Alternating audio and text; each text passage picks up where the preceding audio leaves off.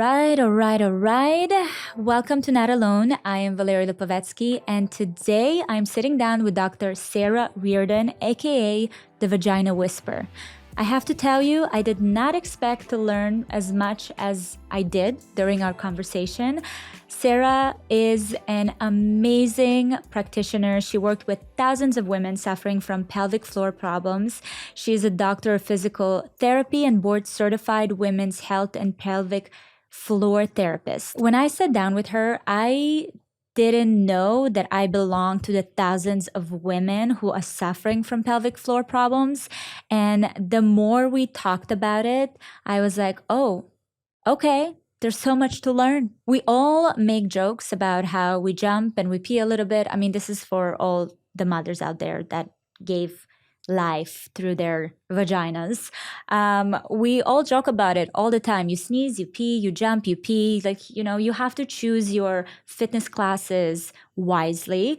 But I wasn't aware that it's a real health issue that we want to discuss and talk about among women and start demanding more support on that, right? So I remember when I used to go to my doctor, my OBGYN, no one talked to me about pelvic floor therapy or any issues that I can expect.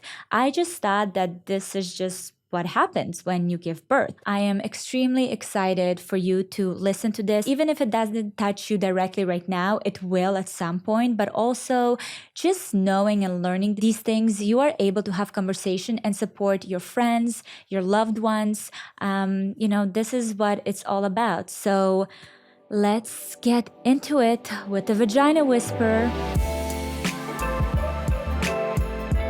Well, hello, Dr. Sara Reardon. Thank you so much for coming on today. Thanks for having me. I'm so excited to talk about all things pelvic health. I know, I have to say, I was secretly expecting you to show up in your vulva costume. I get that a lot. I feel like it doesn't fit on screen. So just the top of the vulva doesn't quite show the same way as the full picture. But yes, it's a wonderful costume and a great way to educate all about pelvic floor health and the vagina and all the wonderful things we're going to chat about. So is that where it came from? The idea of like trying to bring a visual aspect to your teaching? It's actually the opposite. So I am a pelvic health physical therapist, and my friends, when we were all having babies and I was starting in this field, called me the Vagina Whisperer because they would come to me with all of their questions about pregnancy and postpartum and peeing their pants. And then as I got on social media and started just doing more education about this, my sister who's in marketing found the vagina costume, the vulva costume, was like, you have to wear this. And I was like, okay. So that's it. Really, it started more with education and that went more kind of in the fun direction. I love it, tied it all together. I think that it's a very important part of your whole, education project. So the Vagina Whisper, I love it. Very catchy. I wish I met you or saw your teaching earlier on in my journey, but I do know that it's such a valuable, important information. Most of my followers are young women that are either pregnant currently or planning to get pregnant, or even planning on future children, and you don't find this information available everywhere. So I would love to know first, how did you get started? What attracted you to specializing in pelvic floor? It's a great question. So as I mentioned, I'm a pelvic floor physical therapist, but my training initially started in just physical therapy, which is studying the body, helping people move, helping people function. And I happened to have a professor who specialized at the time in what we called women's health. And I think as a woman, it just helped me understand my own body. Like, oh, when you pee, you shouldn't push. Or when you're pregnant, you can still exercise, but you need to make modifications. So I think I just naturally had that interest sparked in me. And then we do call them residencies or rotations during our training. And I did one in pelvic health and working with the patients and helping them understand their bodies and providing a safe space for them to talk about painful intercourse or their fears about childbirth or having babies and their bodies going through so many changes. I just recognized so many people are going through this, but nobody's talking about it. And there's Mhm. actually help for it. And physical therapy was one of those options for help. And so it just helped me get really passionate about, like, I think everybody should know that this is available. I think everybody should be getting this education, as women, as young children, as even males have pelvic health issues. So just really, like, how can we help inform people more about this part of our body that we don't really talk about, but goes through so many changes over a woman's lifespan? Hi guys, let's talk about one of today's sponsors, Peak. So if you guys know, been following me for a while, you know that I go through this really weird up and down relationship with coffee. As I get older, I'm becoming more and more sensitive to it, and the jittery feelings and the crashes up and down just don't do this for me anymore. If you've watched any of my previous vlogs, I was using Peak Matcha and discovered it a long time ago and been loving the product.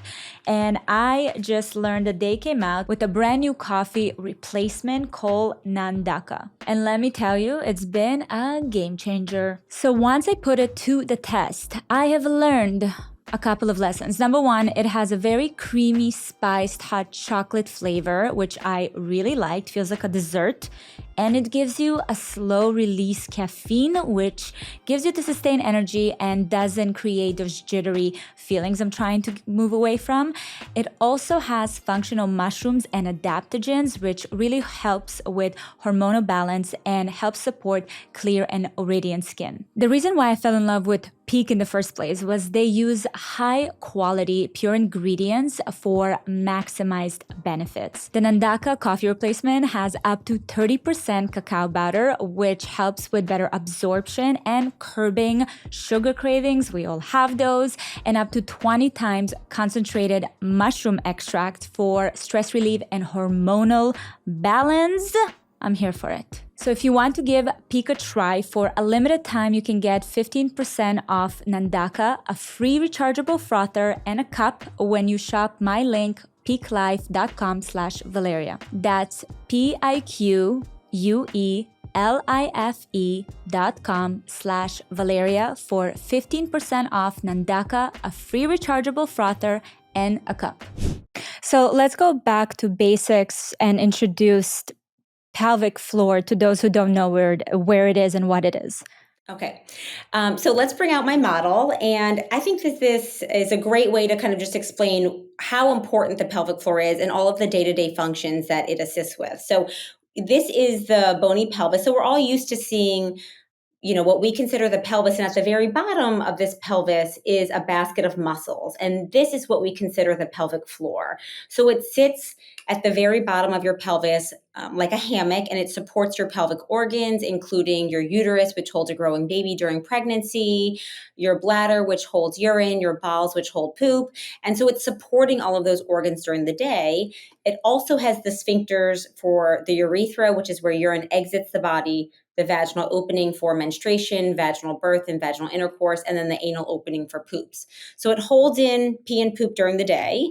It relaxes to urinate, to have bowel movements, to have a vaginal birth, and it supports your organs and a growing baby. So we can see how pregnancy would change this as the muscle stretches and lengthens, or how a vaginal birth can change this if you have a perineal tear, or hormones can change this with aging. So there's just a lot of ways that this muscle can get weak and lead to leakage or prolapse, or can get too tight and lead to pain and painful sex. It's mind-blowing to me how we never, this just hasn't been such a huge topic, because from everything that you've mentioned, I mean, it supports us throughout our whole lifetime and is responsible to so many crucial functions of the body. And I heard you say how we shouldn't be normalizing pelvic floor problems. We ought to be normalizing pelvic floor conversations. So where do you feel like we're normalizing pelvic floor problems? How does that manifest itself? Well, I think that that's been the narrative for women for so long, that, oh, you pee your pants. That's just a normal part of aging as a woman. Oh, sex hurts after having a baby. Welcome to motherhood. Mm. Periods are painful and messy. Oh, that's just, part of having a period. It's felt like these issues have often been dismissed. feels like we're just supposed to accept these changes to our body, but yet there are options for help, and pelvic floor therapy is one of those options. And I think that, when we see commercials or advertisements for leakage and urinary pads for them, or even medications to take, it's a lot about treating the symptoms, but not really treating the problem or the root cause. And so they become issues that we don't talk about, that we feel ashamed of, that are embarrassing, because we feel like we just kind of have to hide them or deal with them in secrecy, versus saying like, oh, hey, I have this issue. I know who to go talk to about it. I know who to go see about it. A lot of women experience it, yes, but a lot of women can get help for it as well. Where do you think that shame comes from? It's hard to say. I think that historically, there's an analogy for, moms having babies. It's like, there's so much care given to the mom during pregnancy, but once you have the baby, there's no Mhm. aftercare. There's barely a 5-minute postpartum visit that 40% of women don't even attend. So that means we don't even see the value of it sometimes. So it's often felt like, once the baby's here, it's like the mom's the wrapper to the candy that just gets tossed to the side. So I think that it comes from not paying attention to the issues that women have from the medical system. It comes from, these are really intimate parts of our body. We're not always comfortable talking about peeing or pooping or sex.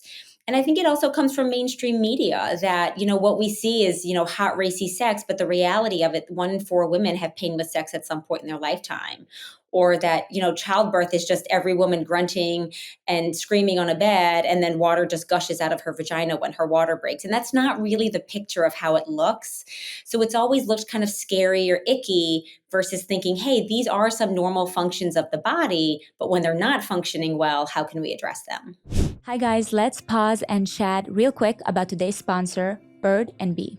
One of my absolute favorite things about this community that we've built together is our ability to openly talk and share the reality of life as women. And I know a lot of you are at this time in your life where you're thinking about a family, you're planning, or you're already in the process. That's why I'm so excited to talk to you about Bird and Bee. We've all been educated and know that we need to take good care of ourselves during pregnancy, usually like a prenatal. But what about a health check before you get pregnant? When it comes to conceiving, we all know that it all starts with an egg and a sperm. It's important to note that lifestyle habits, including getting the right nutrients, can support the health of the egg and the sperm. Bird and Bee makes research-backed supplements to support both female and male fertility, because we can't forget it takes two. Bird and Bee's formula include all the ingredients that their team of fertility doctors and naturopaths wish that their patients were taking.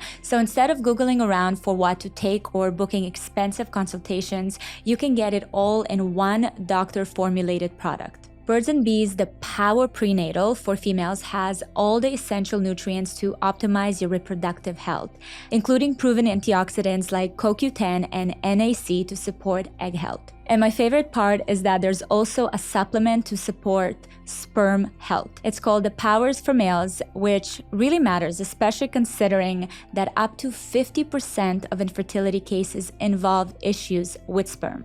The ingredients are top-notch, and instead of buying a dozen different bottles and sorting through all the pills, Birds and Bees supplements come in daily grab-and-go packets. They also offer subscription, which scores you free shipping on subscription plus 10% off each monthly box, so you don't run out.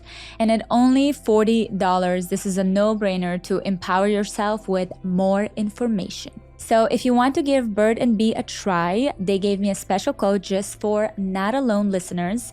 Just go to birdandbee.com and use code NOTALONE15 to save 15% off your first purchase. That's birdandbe.com with code NOTALONE15 for 15% off your first purchase. I mean, I remember my visits to the doctor, and obviously none of these topics were ever discussed.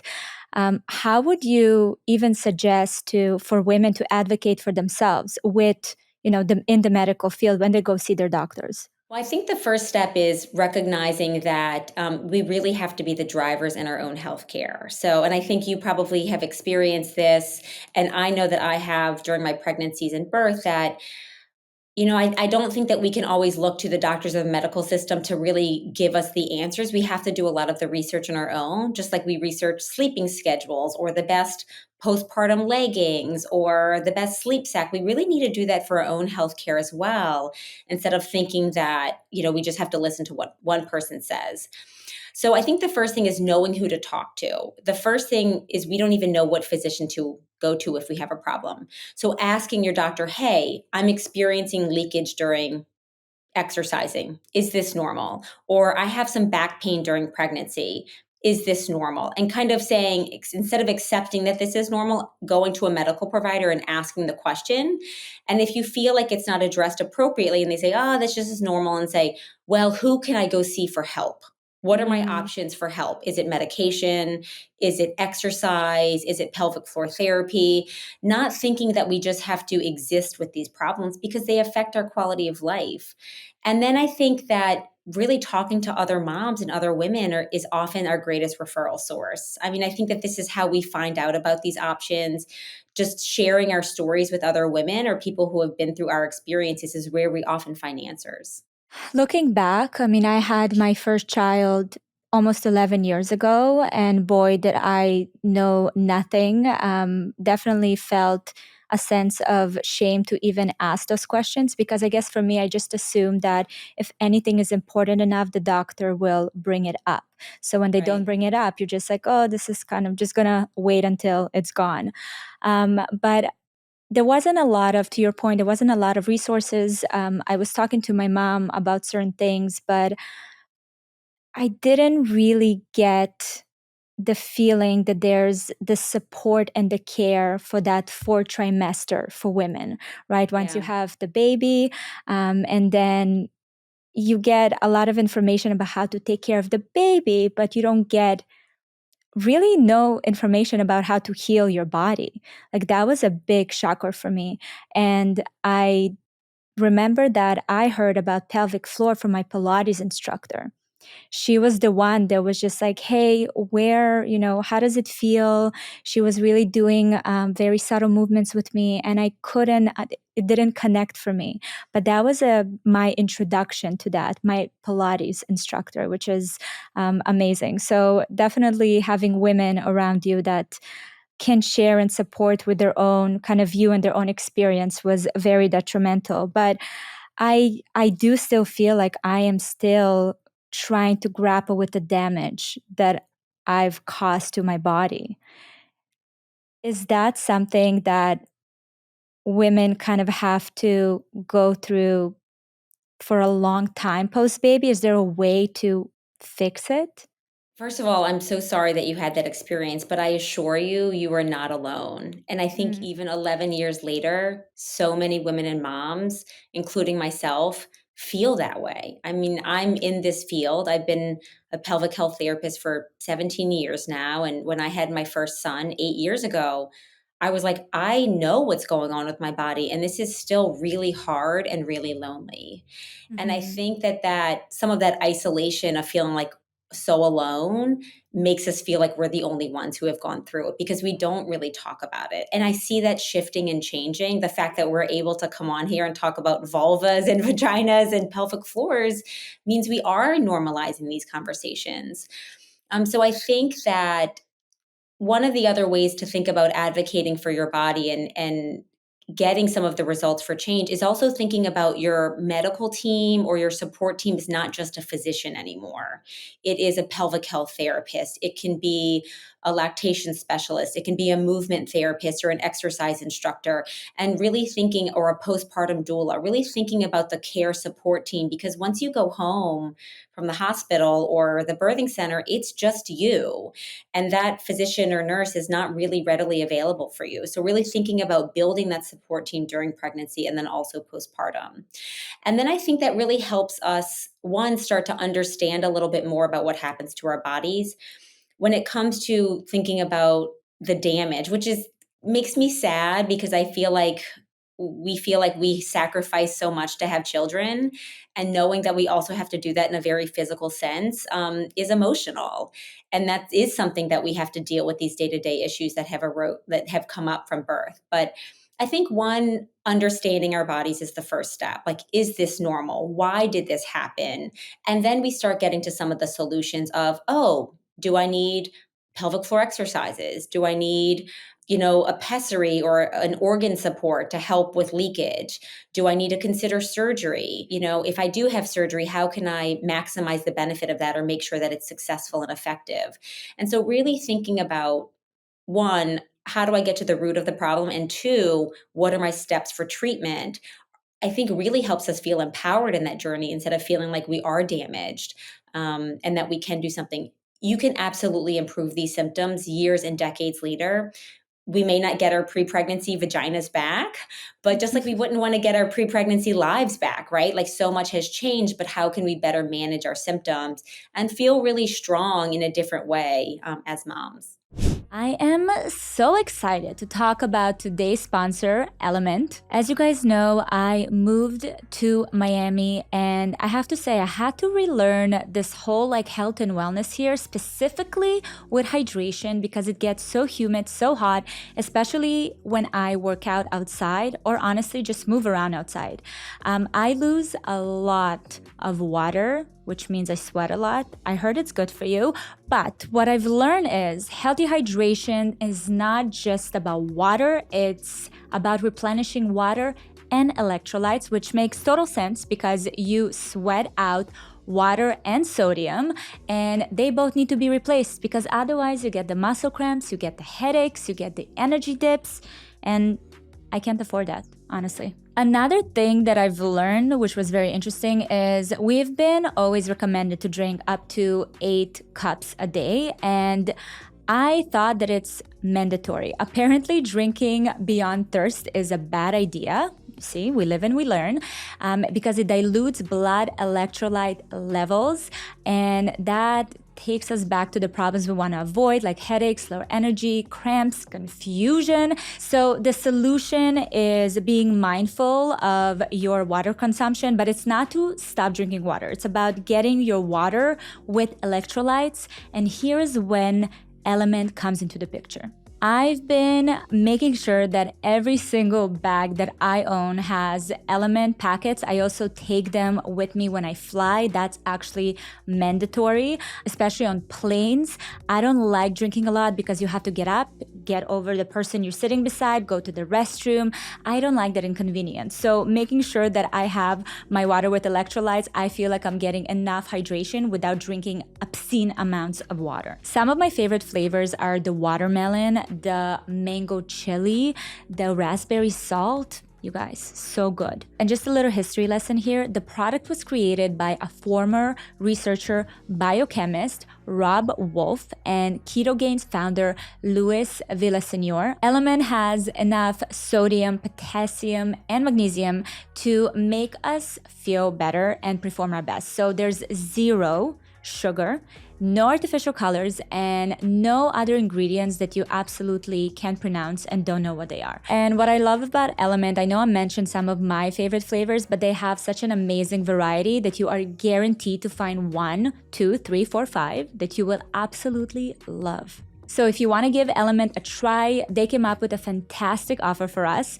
Just go to drinkelement.com/notalone and you get a free sample pack with any drink mix purchase. That's drinkelement.com/notalone to get a free sample pack. Enjoy and let me know your favorite flavors. Did you feel like these conversations are more open in other cultures? Is that something that's also culture dependent? It's hard to say. I think that I've only practiced in the United States. I can say that one of the reasons I talk so openly about these issues is because I see 20 to 40 women a week in my clinic who have the same issues.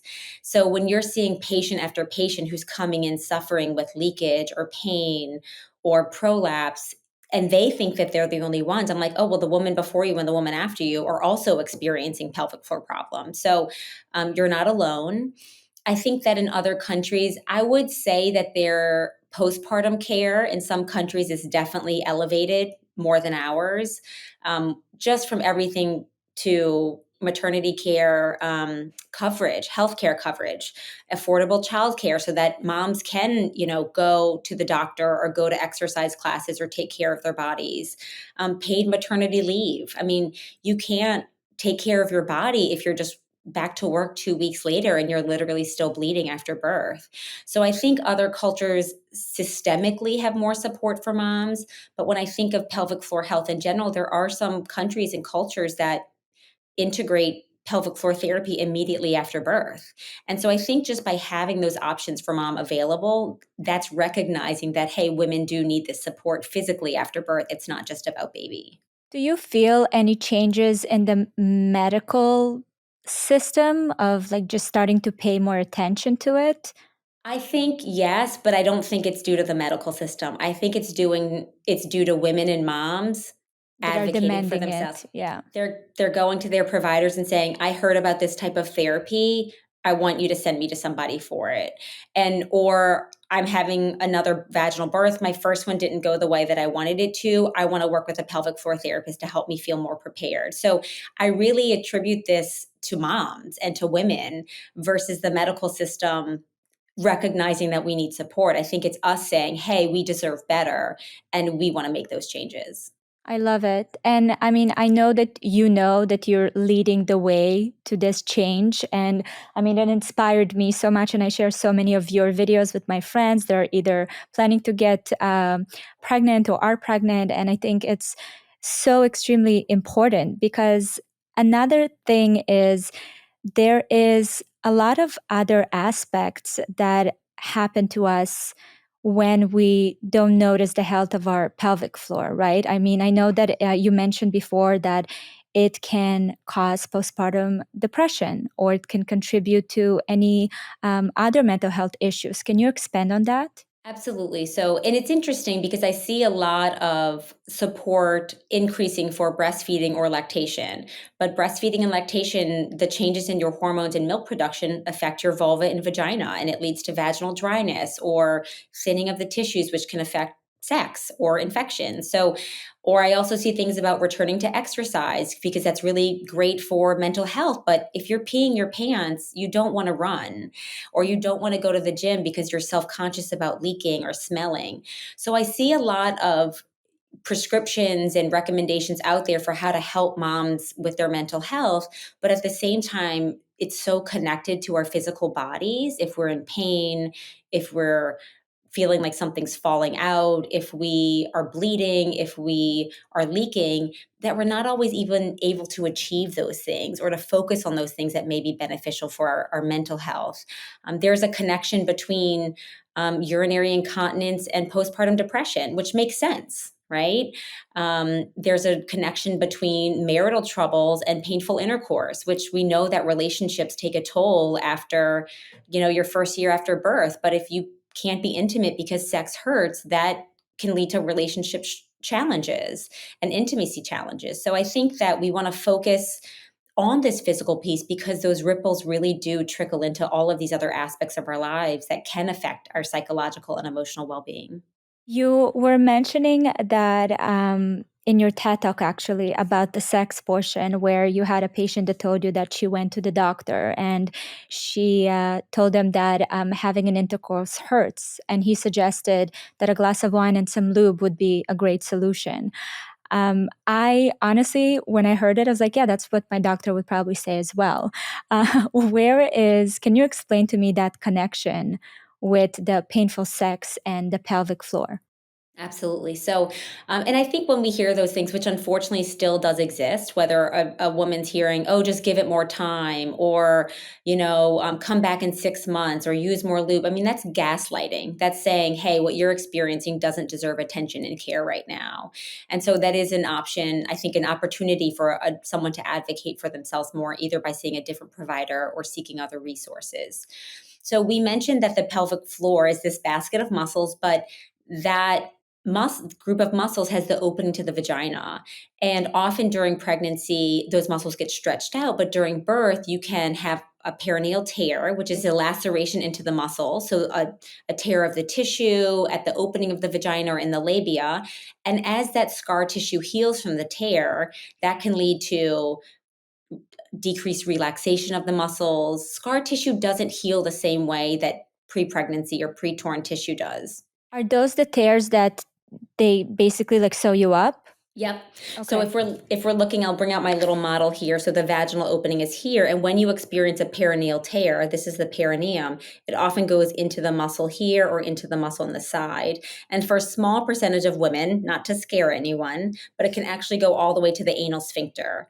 And so as they suture you up and sew you up, that muscle and tissue can get tight and tense, and that can lead to discomfort with inserting something in the vagina. Even a cesarean birth, the abdominals are so connected to the pelvic floor. So the tight tissue in the abdomen can also lead to tight tissues and muscles in the vagina. And so those are both ways that people can experience pain with sex. Also, vaginal dryness from breastfeeding, menopause, using hormones. And then just muscle tension. I get a lot of tension in my neck and shoulders, and I get headaches. If you experience muscle tension in those pelvic floor muscles, it can also lead to difficulty having intercourse or pain with sex. I do experience all of this. Oh my goodness. I got a lot of work to do. I feel like a lot of people listening, I mean, we all have work to do. I'm the Vagina Whisperer and I have work to do. But I think, again, one of it is it's understanding our bodies. Why is this happening? Oh, it's literally a tight muscle. And then just really addressing it like any other part of our body, as if we had an ankle sprain or back pain. Well, I love even what you mentioned where, the gaslighting, where we don't look at these things as big deals. It's all like small little, oh, you pee when you run, or it's small little things that at the end of the day, you just kind of ignore and think they'll go away.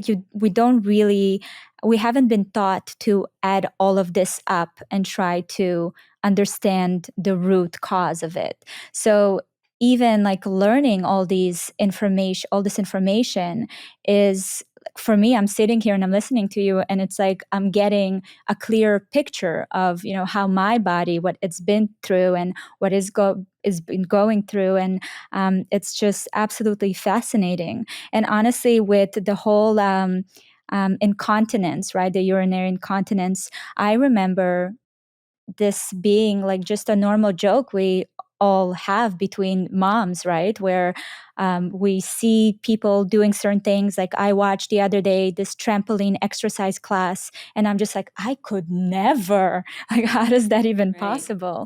So it's definitely something that I just really never bothered to even ask the questions about.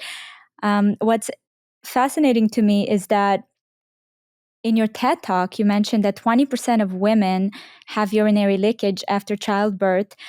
They're also twice as likely to experience postpartum depression.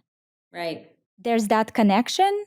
Yeah, there's that connection. Kind of how we mentioned earlier is that, I mean, if you think about it, if when you are leaking urine, your mind is consumed with that, right? It's very hard to be present. I know if I'm running or jogging or exercising, you can feel those leaks happening. And I think we've laughed about them because we want to make light of them. We don't want it to be so heavy and serious. I think levity is an important part of talking about this part of our body. But I also think we also want to address it because 20% of women after giving birth experience leakage, but 50% of women after the age of 65 experience leakage.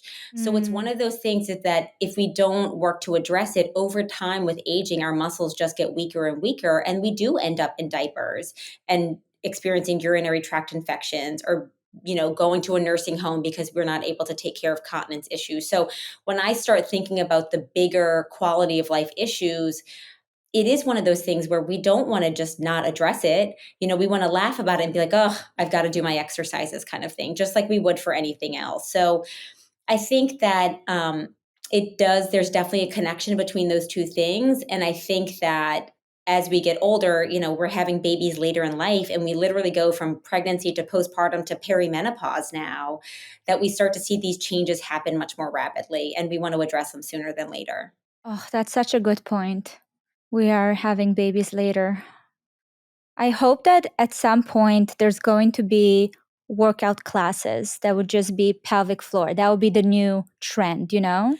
And I think we're moving towards that. I mean, my entire website is an exercise platform just for the pelvic floor, whether you're pregnant or postpartum or just had a hysterectomy or you're preparing for birth. And it's one of those things where I'm not a fitness instructor. I am a pelvic floor therapist. And so these are little 10-minute workout routines that just work on your pelvic floor. And I designed them, one, because I'm a busy mom and I don't have 45 minutes a day to work on my pelvic floor and core. But also I have a mom who's in her 70s. And if she wants to work on this, like, are they simple and easy enough for her to get on the ground and do some things to work on her body? And so I think in my dream world, we would start this education for young women in high school, just like we talk about sex ed, we talk about pelvic health ed, and educate them on this part of their body. So if they know that something starts changing, leakage with exercise, pain with tampon insertion, pain with sex, painful periods, they know that, this isn't normal. This part of my body could be involved. I need to see a pelvic health physical therapist. And that pelvic health PT starts becoming so normal, it's like going to the dentist. It's just part of our healthcare model where we go in proactively, preventatively, and we're getting regular checkups because our body does change so much from year to year. So for someone who's listening, who let's say have a teenager daughter, right? Is that something you would expose to them or bring them to see a therapist like yourself when they are in those years, the teenage years? I think the first thing is, so most pelvic health physical therapists, we don't do internal work, so doing intravaginal, interrectal assessments until they're an adult. So at the age of 18, we can treat them externally with a parent in the room as a pediatric patient. But I think more just bringing out the pelvic model and saying, hey, there's a group of muscles here. It helps with peeing and pooping and sex and menstruation. So if you're experiencing issues in any of those arenas, there could be a muscle that's involved and we want to talk about it because there are specialists to help you. But I think we as the women and as the moms and the older generation, we have to understand this part of our body first, and we have to be comfortable talking about it so that we're able to educate the next generation as well. That's amazing. I can't wait for my sons to bring their girlfriends over. I'll be like, come sit down, honey. Let's talk about your pelvic floor. I mean, and my kids, it's fascinating because these models are all over my house, and my kids, this is just a normal thing for them. I mean, it's everything from, they're like, hey mom, why do you not have a penis? And I'm like, well, because mommies have vaginas and this is where my baby was born. They're like, I thought the baby was in your belly. I'm like, well, this is where it comes out of the body. And it won't, if they have female partners later on, they'll know what a tampon is. They'll know what a period is. They'll know, I have in my office right now, like my kid comes to work with me and he's like, always pee, but only when you need to, because I'm always like, don't pee just in case, only go when you have the urge. So again, it's like, if we know better, then we can do better, and we can teach the next gen to also know better. I know that kids have these things in classrooms where they ask, "Oh, what does your mommy do?" Or, what do your kids write? Did you have an example of that? A vagina whisper? Well, some of it is she gets me snacks. That's her job. Yeah.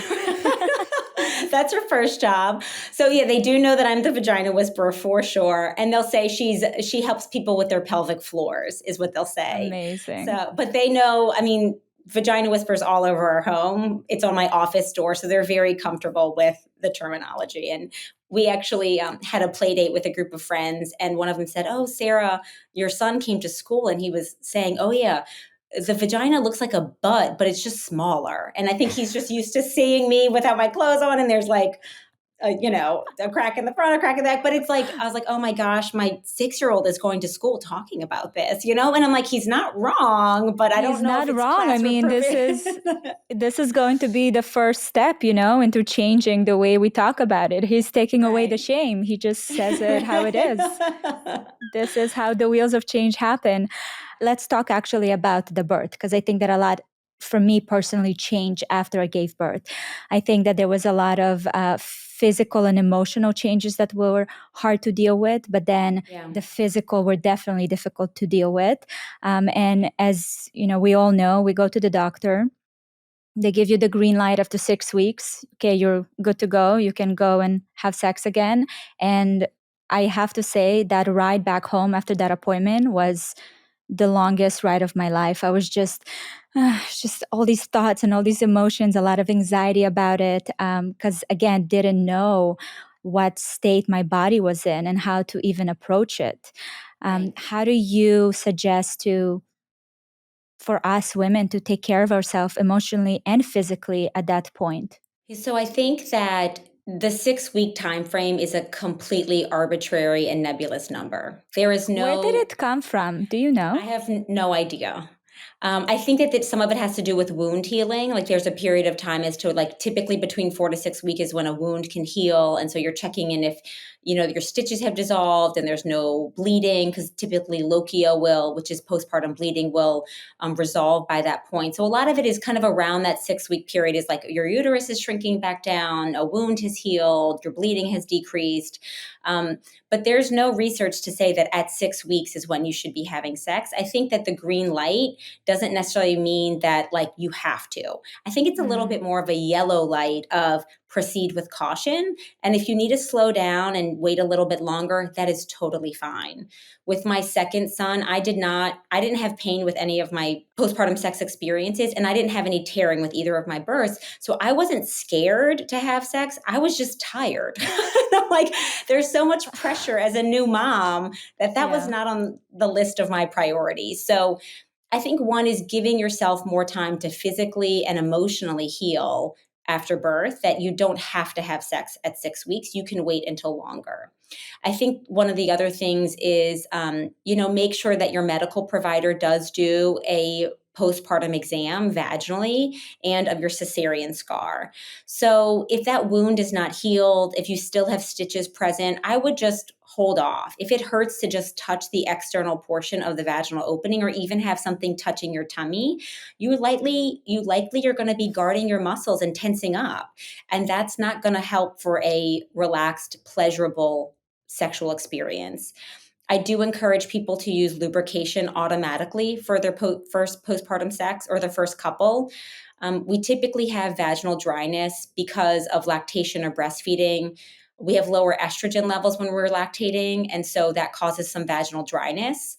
So I would say it's okay to use a lubricant, proactively use a lubricant, and also go into that first postpartum sex experience thinking a little bit more of like, I'm just here to gather a little bit of information.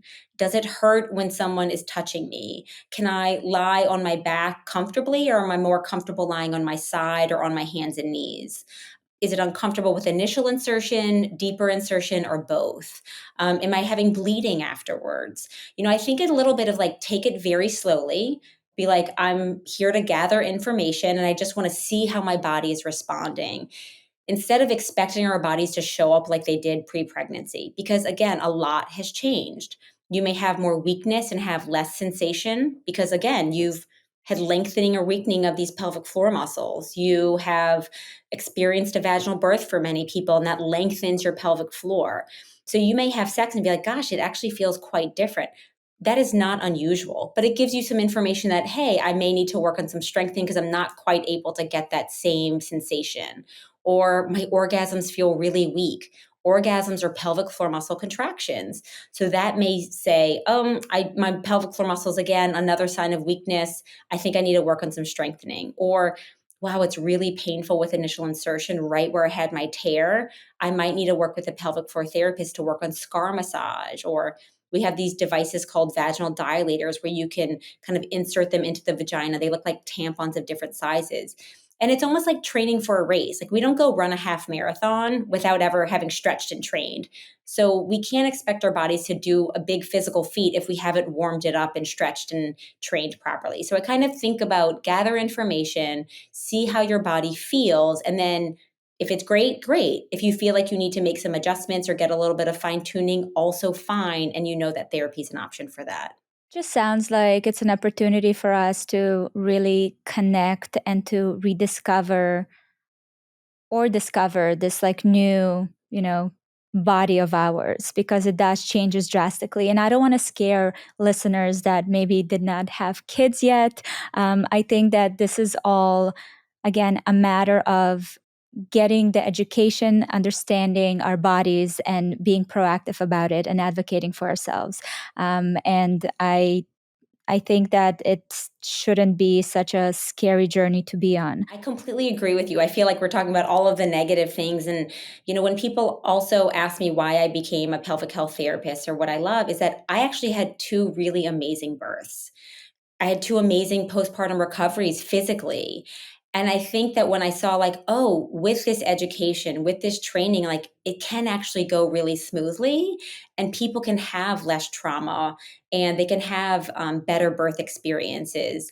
So it was my second pregnancy when I was like, you know what? I think that everybody deserves access to this information. Why did I just pick the right career path where I got all of this knowledge and training? Everybody should be able to access these resources and prepare for birth and prepare for postpartum and at least know the resources available for them. So I do want to let people know that birth can be lovely and it can be, not traumatic. And yes, there's a lot of things that are unanticipated, but I think, again, the research shows, and I can state this from my own experience, that the more we prepare for something and we feel empowered going into that process, the better we feel and the less trauma we feel, regardless of the outcome. So whether you're like, because you feel like you're the driver of the experience versus just the passenger and things are being done to you.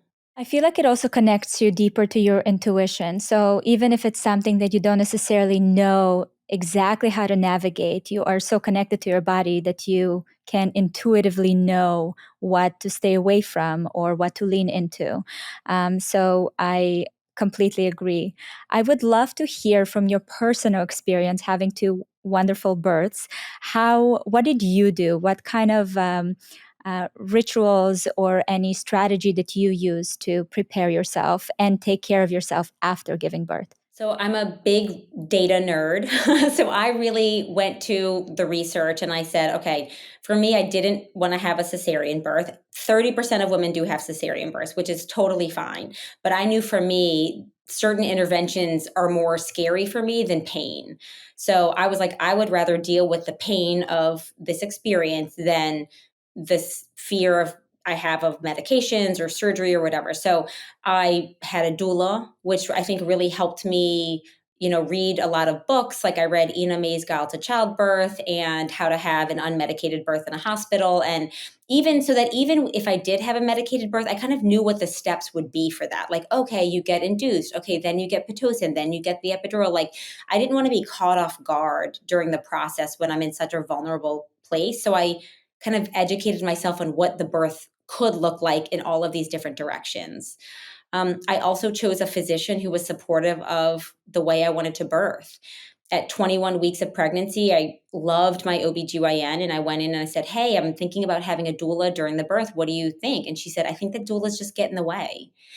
And I was like, oh, that's not really the energy that I want at my birth. And so I switched doctors at 21 weeks and went to a new hospital that had better rates of vaginal births and better episiotomy rates. I went to a doctor who was really open to me having a doula and having an unmedicated birth. So I think aligning with practitioners that you feel that are supportive of what you want. You can look up cesarean rates of hospitals or episiotomy rates of hospitals. You can look up maternal mortality rates of hospitals. I mean, so you can do the research to kind of just say, like, do I feel like I'm at the right place? And then, of course, I saw a pelvic floor therapist in my practice at the time where we worked on, releasing the pelvic floor muscles, doing perineal massage during the third trimester to soften some of those tissues, learning how to push properly. I modified my workouts during pregnancy. So I stopped running, I walked, I did strengthening exercises, but nothing high intensity where I was jumping or putting a lot of pressure down on my pelvic floor. So I kind of erred on the side of caution a little bit during pregnancy. And then I was really fortunate that my births went really smoothly. And then I think that that's what helped with my postpartum recovery was not having tearing. I wasn't recovering from medications or a catheter or anything like that. And I was able to kind of go home a couple days later and feel really good. Breastfeeding, way harder. I prepared for birth, like so amazing. Breastfeeding, terrible. So, you can't get them all right. But I will say that I do think my career choice and my education helped with my birth experience. Just listening to you is so empowering. I mean, obviously, I already had my journeys with my three kids, but just knowing that you are able to, I don't want to say control because that's the wrong word, but to navigate gracefully through your journey of birth and postpartum, and after that, it's just it makes me really excited. When you were talking about the births, I'm like, do I want to have another baby just so I can do it, this way? But I'll just wait for other people to keep sharing their experiences, and I'm gonna live through that. But this was so enlightening. I truly feel that this information empowers me as a woman and makes me want to share more about it with other women and young girls. And I think that I truly feel like we're starting to really make a shift in the whole women's health section in general, which we desperately need. Because I do think that aside, not just with the pelvic floor, there's so many areas that we want to see more development and more expertise in. Is there any areas you as a practitioner in your field, is there any other areas in the women's health field that you're just like, oh, I wish there was more advocacy there? Yeah, I think that we're getting there. I mean, I completely agree with you that I do feel a shift. I think that, I always say the growth of my social media platforms, it's some of it is, the vulva costume, but it's really women wanting this information. And we are creating that shift. We are saying we want to move the needle. And I'm sure you feel this way too. I'm like, women are strong and powerful, and we have the capacity to really push for change. And I think that we're doing that. So I think that, I focus so much on pregnancy and birth because I think that that's such a huge transformation for women that our bodies are not tended to during that period. And I think that there's a lot of preventative and proactive care we can provide. Another area I see a lot of attention to start being paid to is menopause. I think that, it's one of those things where women are getting older and their hormones are changing. And again, it was a life season where people thought I just have to deal with hot flashes or a dry vagina or low libido. And, now we're saying, hey, what are our options? And there's a lot of therapies and medication and exercises and research that's coming up about how can we better support women through that transition. I also see it with respect to menstruation. We have better menstrual hygiene products now with respect to period underwear and menstrual cups and discs and things to say, hey, we don't want everybody just having to slip a tampon up their sleeve and walk into the bathroom anymore, or tie a shirt around their waist because they're leaking. Like, how can we help menstruating women have a better experience? So I think in all of these arenas, we're starting to see just more focus and attention being paid to them, which one helps us feel less alone. And two, it helps us feel more empowered that we have options instead of just dealing with something. That's so exciting. That makes me really thankful for all the people, all women like you that brought these topics on the table and make sure that the conversation keeps on going. Are there any books or literature that you would recommend to read about? So, interestingly enough, there are not a lot of pelvic floor books out there. I'm in the process of writing one right now. It's called Floored, A Women's Guide to Her Pelvic Floor Health Throughout All Seasons of Her Life. So, that's exciting. And I think that when it comes to birth specifically, I loved Ina May's Guide to Childbirth. There's another book about, birthing in a hospital. There's a book called The Vagina Bible by a physician, Dr. Jen Gunter, which is really great, and just talks about the vagina and the vulva and what's normal and what's not. So I think we're starting to see more books coming out about these issues. But if you go to a bookstore or even online, I mean, there's aisles of books about nutrition or weight Mm, loss, or it's like there's one vagina book. So I feel like there's room for for more now. education for now. In 2024, there'll be two. But I think that, even on my website, thevaginawhisperer.com, it's blogs. I have, 100 blogs on how to prepare for birth, how to prepare for postpartum recovery, how to do perineal massage, like what's normal during menopause, how to address painful sex. I think I really always envisioned, where do we go look for information? So it's been really awesome to create something where people can go and read these blogs that are so focused on this specific topic, instead of kind of buried somewhere else into like how to have better orgasms. I think Mm, we're trying to kind of take it away from everything just being so sexual, and it also, and really addressing just quality of life issues with, day to day functions like peeing, pooping, and menstruation. Powerful. And for the viewers and our listeners that want to find out more about your work, where can we find you? So on social media, on Instagram, I am the Vagina Whisperer, and it's the.vagina.whisperer. On TikTok, I'm the Vag Whisperer, because TikTok doesn't like the word vagina. And then my website, as I mentioned, is thevaginawhisperer.com, where I have tons of educational blogs, free guides for your pelvic floor, and an entire workout platform just for pelvic floor and core exercises. Amazing. Thank you so much, Dr. Sara, for your service and for sharing so much wisdom and information. I really appreciate it. Thank you so much for having me. Thank you so much for watching this episode. I hope you enjoyed it. Don't miss my newest episode right here. And if you're listening to the podcast on Apple or Spotify, please go and leave a review with your biggest takeaway. I love reading your thoughts. And if you have any suggestions for guests or topics, you can leave them in the comment section. And always remember, you are not alone.